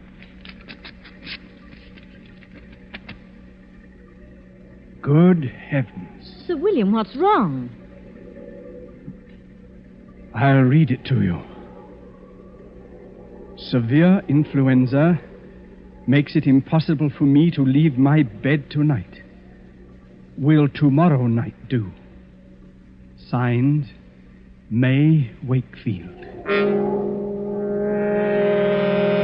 Lord help us. If it wasn't May Wakefield, then who was that figure here tonight? There was no answer. I looked at Sir William, staring at the telegram. His face was grey and stony. On his left temple, a crooked blue vein stood out. It twitched once or twice, and then was motionless. He looked as though he'd seen a ghost.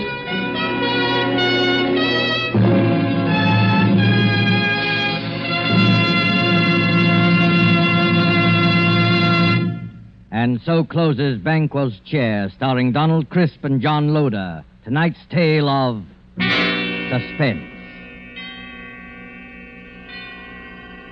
Now you may want to make a note of a change of time in these programs. Beginning next Tuesday, Suspense will be heard a half hour later, or 10 to 10:30 Eastern War Time.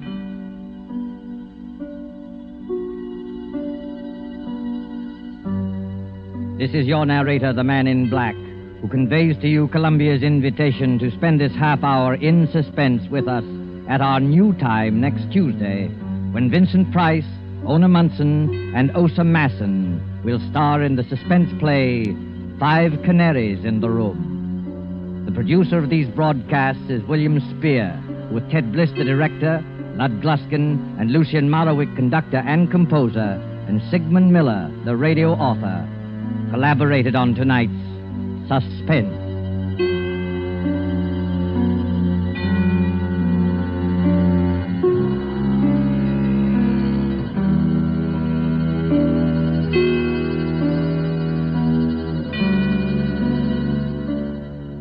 This is CBS, the Columbia Broadcasting System.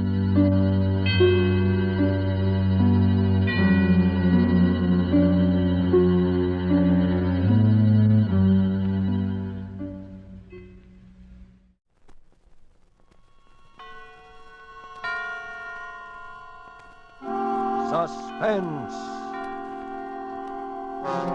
Tonight, Eve, starring Nancy Kelly.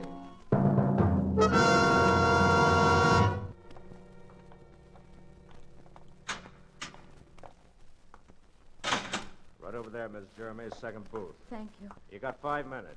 Hello, Angel. Oh, Frank. Yeah, there, Angel. Take it easy. We don't have much time. Oh, but to have to talk to you like this through an iron screen, not even to be able to touch you. That's the way it is, Angel, when a guy's been... Frank, I know you didn't do it. I know you didn't. Of course I didn't, Angel, but just one of those things, circumstantial evidence. Oh, but there must be something. I was pretty optimistic during the trial because I knew I didn't do it, I guess, but now that I look back on it, they had enough coincidence pieced together to convict a dozen innocent men. Frank. Oh, Frank, how can you be so calm? How can you... There's one thing I want you to know. I want to be sure you didn't believe any of that gossip about my running around with her. Oh, of course I She was didn't. a star. I was a producer. I needed her for my next picture. Lorna Moore was a big name in pictures, but you knew I'd been seeing her. I even told you how I'd quarreled with her. Oh, Frank, I know. Frank, how much more time is there? 2 or 3 more minutes. No, I mean... Oh. November the 16th. 6 weeks. Yeah. Frank, I'm going to do something. What can you do, Angel? Don't you realize there's a murderer running around loose? Some man who's free and having fun and going out with girls. I'm going to find him. How could you find him? The police tried for weeks. They didn't try. All they wanted was to convict you. But it is nice to hear you say it, Angel, because... What?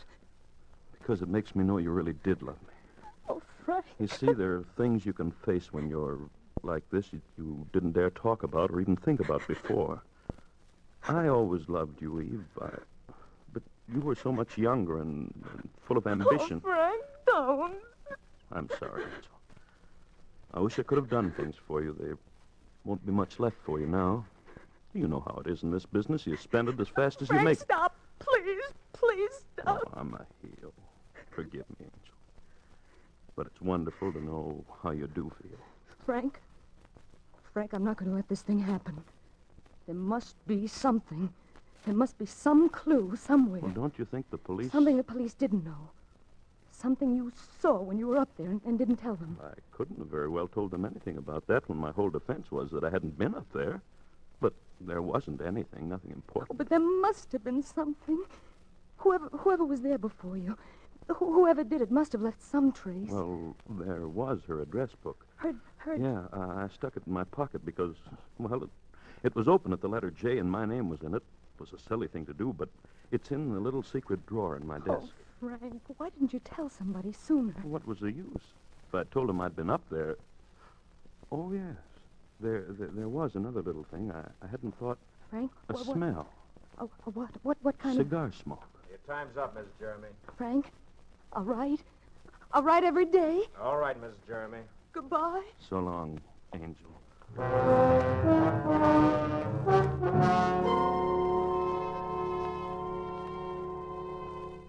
October 5th.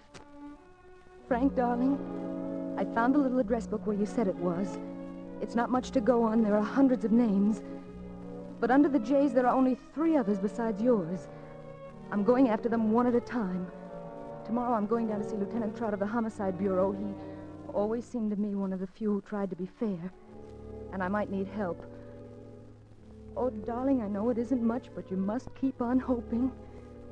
Something will happen, if only because I love you so desperately.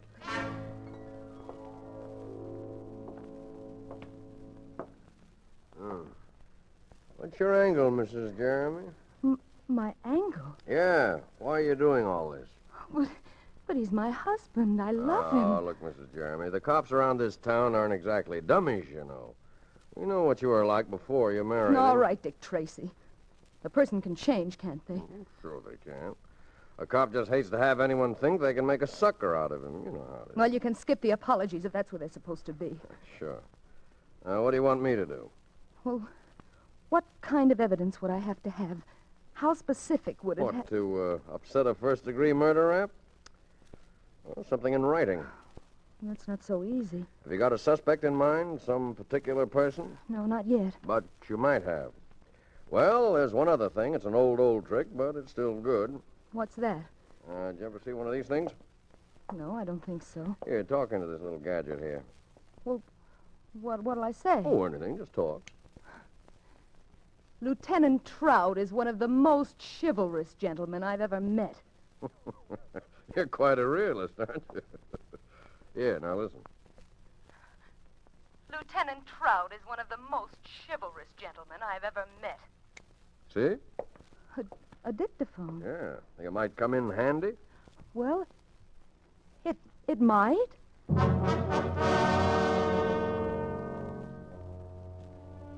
October 7th. Darling, Trout has installed a dictaphone in my new apartment.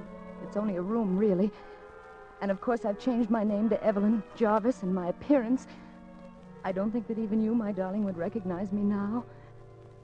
The phone numbers are a dead end so far. The first was a dressmaker, and the next a man who's definitely been in the South Pacific for over a year. But there's one more, a Jerry Jordan. I'm going to call him this afternoon. Oh, my darling, I miss you. I miss you so terribly.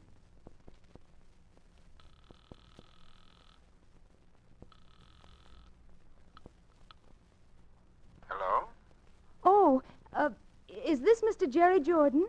Yes? Well, I've finally found you. Can you guess who this is? Well, I'm afraid I'm not very good at that. Oh, all right. I suppose I'll have to tell you. This is Evelyn Jarvis. Oh? Well, don't you know who I am? No, I'm sorry, I don't, Miss Jarvis. Well, this is embarrassing. Didn't you get the letter? No, what letter? Oh, my goodness. Well, you see, a very good friend of yours, who's also a very good friend of mine, wrote you a letter about me. Or at least he said he would. I see. And I'll give you one other clue. I'm from out of town. Now can you guess? You wouldn't be from San Francisco, would you? Well... Ed Thornton, eh? He always did have a terrible memory for anything but phone numbers. Well, I didn't mean to bother you, but Ed said to be sure and look you up. Well, where are you staying? Oh, I managed to find a little place. Well, lucky you. Have you got any plans for dinner? Why, well, I hadn't really thought... Say, better still, have you got any plans for right now? Well, really, Mr. Jordan. No, seriously.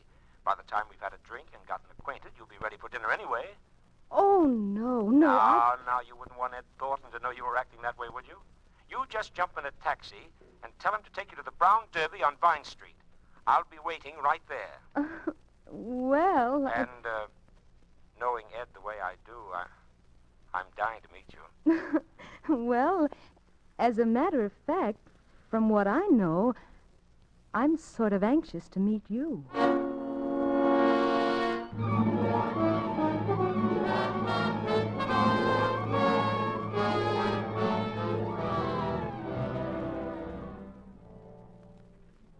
Darling, just a quick P.S. I'm going to meet him now at the Brown Derby. Mr. Jerry Jordan. And I have a hunch he's it. I don't know why. I'll remember what you said about cigar smoke. And yet, although I've got a hunch, it makes me feel a little shaky to be going there. Well, he's got such a nice voice to be a murderer. No.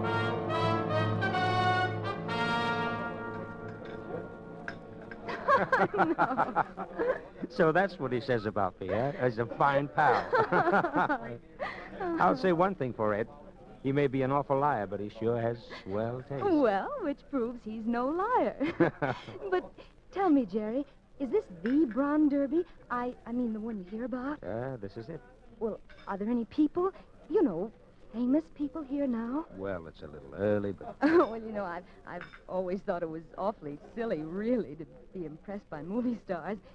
Still, Hollywood must be sort of an exciting town to live in. I mean, from some of the things I hear that go on. That's mostly newspaper talk. Hollywood's just like any other town. They have their regular quota of divorces and fistfights. Oh, and murders. Oh. You mean that Lorna Moore business? Well, I read something about it. Yes, that was a genuine tragedy, all right. I don't suppose you knew her. Well, as a matter of fact, Lorna was one of the few celebrities I did know. Oh, really? What was she like? Well, Lorna was a long ways from being the sweet little thing she seemed to be on the screen. Oh, but murder would... Yes, I suppose nothing really excuses that. Well, anyway, they got the man who did it. Frank Jeremy? Yes, I guess they did. You mean you don't think that... Oh, the case looked good enough. You can't always tell about those things, though. Any number of people might have done it. I'm afraid little Lorna's life was kind of a mess. Well, Jerry, were you... Mixed up with Lorna? No. But didn't the police... I mean, I should think with a woman like that, all of her friends... They nabbed Jeremy so quick they didn't even question anyone else. Anyway, I was out of town when it happened. Oh. Jerry, may I have a cigarette? I'm sorry. I don't use them. I'll get you some, however. I only smoke cigars. What did you say? I said I only smoke cigars.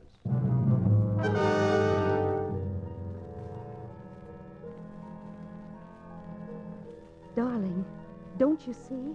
His name in her book, and he admits he knew her in the cigars. I'm positive. Now, if I can win his confidence, get him up to my apartment near that dictaphone. Oh, I know I can do it. We've still got 4 weeks, darling, and I'll have to be awfully careful. He's clever and he's intelligent. Imagine a man who can carry a thing like that on his conscience and still be so terribly nice and courteous and thoughtful. But I'm going to win for you, darling.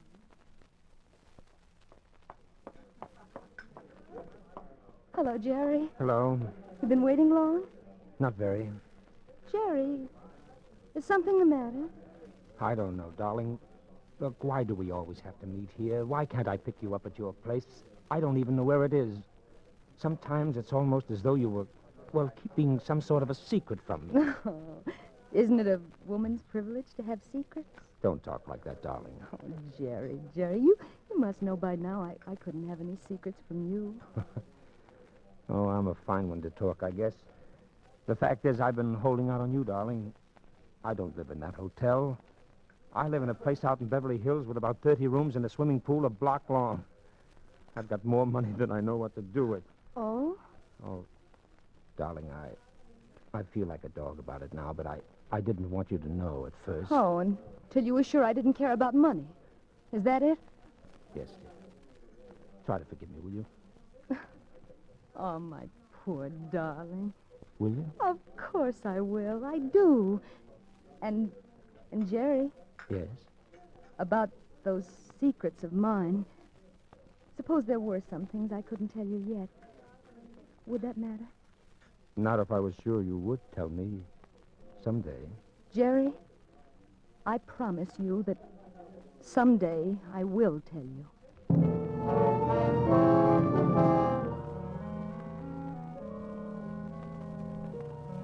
Frank, darling, I know the delay must be torture to you, but you must understand how careful I've got to be. I've got to have the positive, living truth on that dictaphone. I haven't been able to get him up here yet, but we've still got 10 days, and I have a feeling it's going to be soon. Very soon. So don't worry, darling. I miss you. Who is it? Sarge, hurry. Oh, wait a minute. Oh, Jerry. Darling, I had to. It's been almost a week, and I... Well, how did you find this place? Why do you think I didn't tell you where it was if I didn't have reasons? Let me in, please. I've got to talk to you.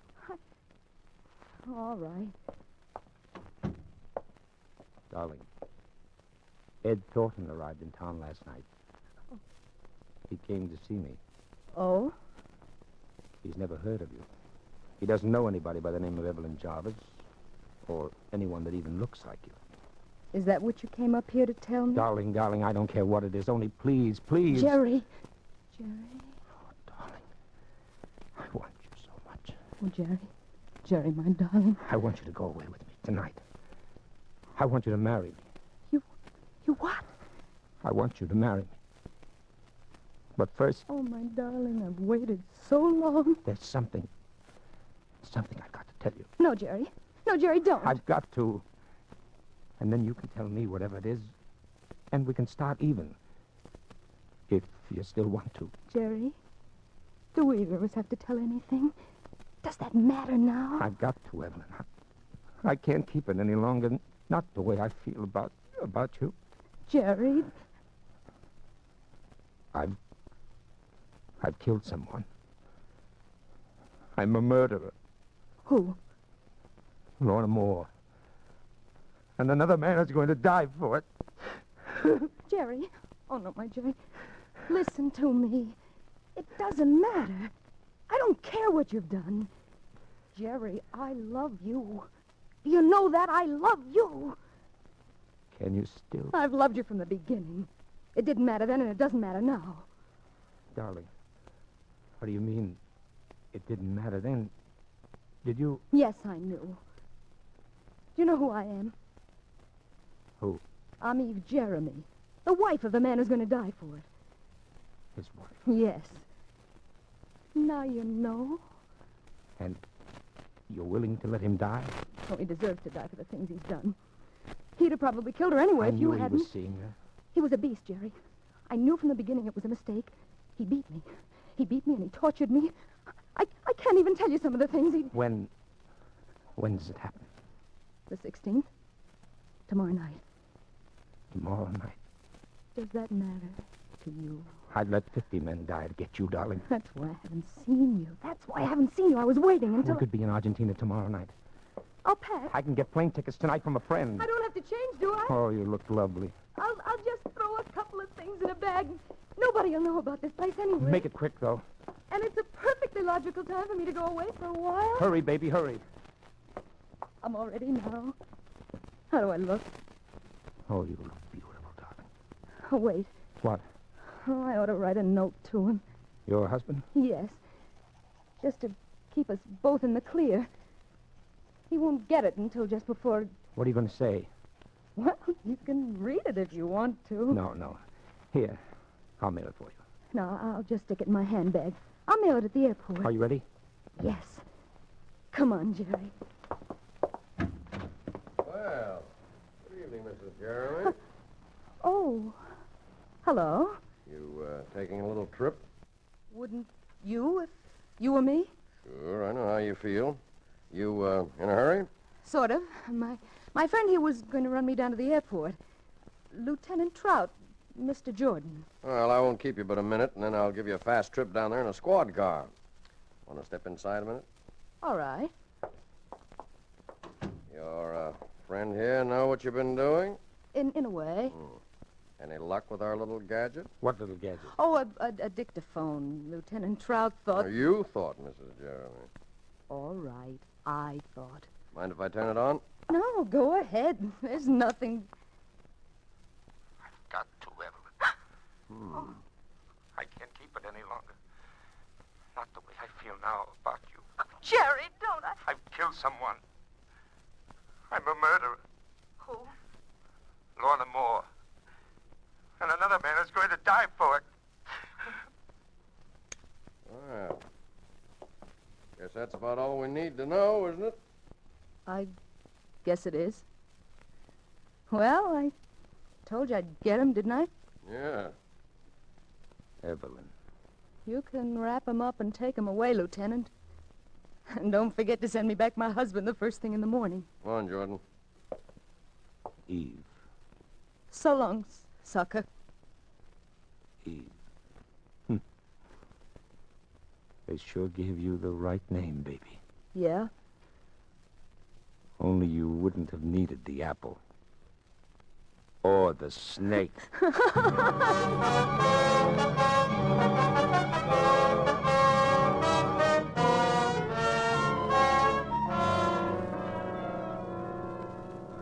Frank, darling. Golly, it just doesn't seem possible. Back here in our own home, out here on our own terrace again. Everything just the way it was. Yeah. Do you remember when we first took the place, how happy we were, and how the agent took us out on this terrace and asked us if it would be too high up, if we were afraid of high places? Mm-hmm. Frank, is something bothering you? Well, Eve... Oh, tell me, darling. Oh, I know you've been through so much. When I think that today you might have... Now, look, Angel, I haven't any kick coming. You saved my life. Oh, darling. And I know what the answer is anyway, but it would only prey on my mind if I didn't talk to you about it. And there shouldn't be anything like that between us ever, should there? Well, of course not, darling. What is it? I have a record here What record? that the police took off your dictaphone. Oh, well, Frank, I want to play it back for you, Angel. I'll put it on the phonograph here on the terrace. But Frank, please, dear. It's all right, Angel, I know. Jerry. Oh, my Jerry, listen to me. It doesn't matter. I don't care what you've done. Jerry, I love you. Do you know that? I love you. Can you still? I've loved you from the beginning. It didn't matter then, and it doesn't matter now. Darling, what do you mean it didn't matter then? Did you... Yes, I knew. You know who I am? Who? I'm Eve Jeremy, the wife of the man who's going to die for it. His wife? Yes. Now you know. And you're... Is that all? That was the end of the record. That was all that was recorded. Oh, It's all Frank. right, Angel. It's all right. I know. Oh, Frank. Don't you see I had to play it that way? Don't you see I had to make him think that's so I could save you? Sure, I know, Angel. I just wanted to hear you say it, I guess. Please, Angel, I understand. Do you really? Why, of course I do. I'm a heel, Angel. Oh, darling. Listen, it's all over now. I'll tell you. Let's celebrate. All right. Let's. I'll go down and get us some wine, champagne or something. Oh, that'd be wonderful. I'll go now, only... What, darling? Well, just getting out of the clink, I don't have any money. Do you? Oh, of course, darling. Right there in my handbag. Where? Oh. Oh, sure. Sure, you've got plenty. Say, here's a letter. A letter? Yeah, and it's addressed to me. A letter? A letter? Oh, Frank. Well, you must Frank, have forgotten to... Frank? No, Frank. No, Frank, no. No, Frank, I didn't. I can explain just how, Frank. Please, Frank. Angel!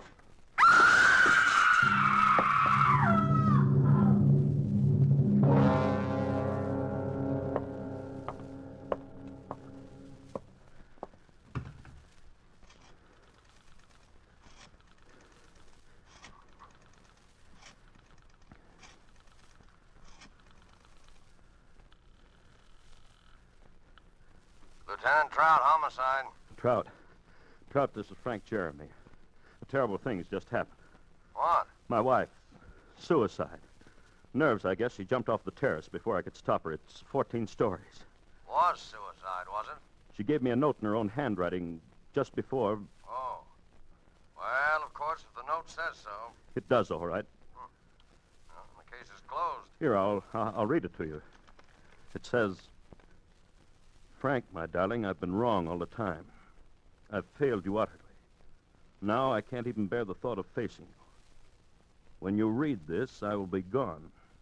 This is farewell forever. Signed, Eve.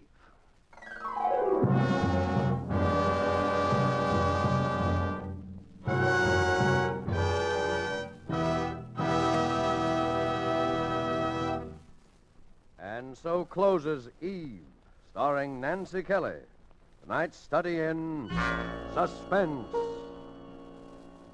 Suspense is produced and directed by William Spier. And now, further to intrigue you, we of Suspense present a special preview of our next exciting tale. And here it is, a tantalizing glimpse of our next adventure in Suspense. Warden Graves. Yes, Miss Rhodes. Sit down, won't you? Thank you. I hate to disturb you like this, but I've traveled clear across the country. They wouldn't give me the information over the phone. I know. You know what this visit is all about, Warden. To some extent, yes. You think one of our prisoners, Tom Nixon, has escaped. He has escaped. I'm as sure of it as I'm sure of sitting here now. I saw him at large in New York City 2 days ago. You knew Tom Nixon well, Miss Rhodes? Knew him? He was my mother's murderer. My mother was Mrs. George Rhodes of Huntington, Long Island. She ran a boarding house there. He killed her on September 18th, 1933. We have all the records of the crime, Miss Rhodes. Tom was Mother's chief boarder for 10 years. Know him? Why, I sat opposite him at dinner table from the time I was a girl of 15. I knew him as well as I knew Mother. I'd know him anyway. I see. And now he's at large. He's free. Somehow or other, he's escaped this place. Maybe you're not aware of it. Maybe even his fellow prisoners aren't aware of it. But he's wormed his way out. And he's after me. He's after me. Oh, now, my dear young lady. Warden Graves. 10 years ago, when Mother was found murdered, I knew it couldn't have been anyone but Tom. I testified against him. I was the chief, practically the only witness at the trial. And when they sentenced him here for life, he swore to kill me. He swore in the open court to get even with me. For 10 years, I've lived in deadly fear. I've watched the newspapers for prison breaks. I've moved from house to house, made few friends. He's hung over me like a shadow. Even though I told myself he was locked up here forever. And now it's come. And where exactly did you see the prisoner, Miss Rhodes? That's just the point. That's why I know he's after me. I saw him in my own apartment house. Well. He has a job there, running the elevator at night. That's what makes it so horrible. I've never married, Warden Graves. I live all alone in a small 3-room penthouse on the 18th floor of an office building. The other night, about a week ago, I came home alone from the movies after midnight. The big marble lobby of my building was deserted, except in a far corner near the elevator with his back toward me, there was a man, down on his hands and knees, scrubbing the floor.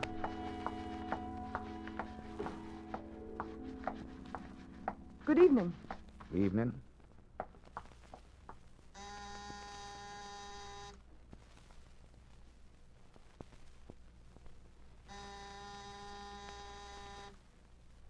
Well, where is everybody?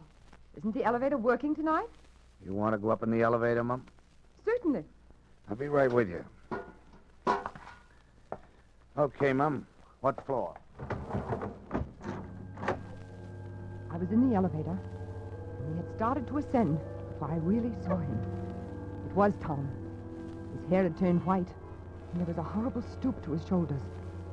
Everything about him, the crook of his head, his high, thin, bony nose, the hollow cheekbones, were all the same. And then he turned and stared at me. I could see those deadly, pale, cold eyes, those heavy eyebrows, still black, that familiar, quiet, sarcastic mouth. What floor, Mum? My floor. Yes, the penthouse, please. Penthouse? Where's that, on the roof? Yes, on the roof, please. 18th floor. Okay. Warden Graves. It was like being in a cage with a wild beast. He kept watching me, peering at me furtively as the elevator moved with agonizing slowness up and up past the floors. I shrunk back, averting my face. The light in the car was dim. My only hope was that he did not recognize me. Here's your floor, miss. Thank you. Good night. Good night. Good night. You can go back down. I don't need anything, thank you. What's the matter? Forgotten your door key? No, it's right in my bag.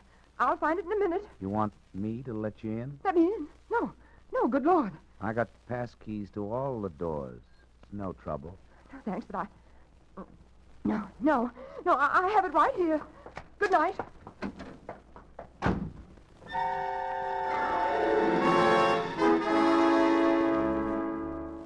And so until our next performance, when you will hear the rest of this exciting tale, we keep you in suspense.